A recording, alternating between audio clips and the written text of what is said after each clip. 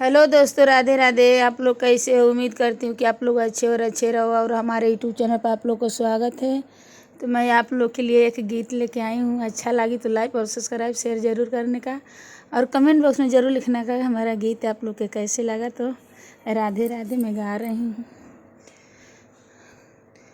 उजर बकुल बिना पिपरो न शोभे, उजर बकुल बिना पिपरो न शोभे, कोयल बिना बगिया न शोभे रामा, कोयल बिना बगिया न शोभे रामा, कोयल बिना।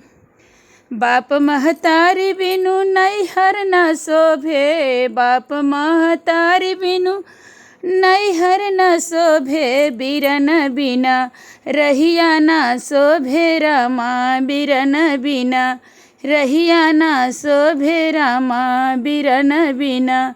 सासु ससुर बिना ससुरा न शोभे, सासु ससुर बिना ससुरा न शोभे, देवर बिना अंगना न शोभे रामा, देवर बिना अंगना न शोभे रामा, देवर बिना।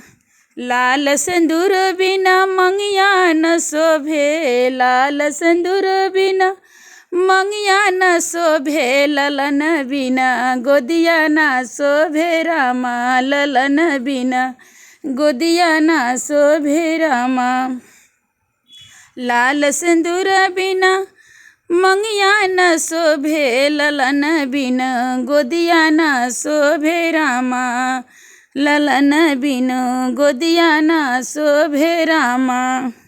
उजर पिपर बिना उजर बकुल बिना पिपरो न शोभे, उजर बकुल बिना पिपरो न शोभे, कोयल बिना बगिया न शोभे रामा, कोयल बिना बगिया न शोभे रामा।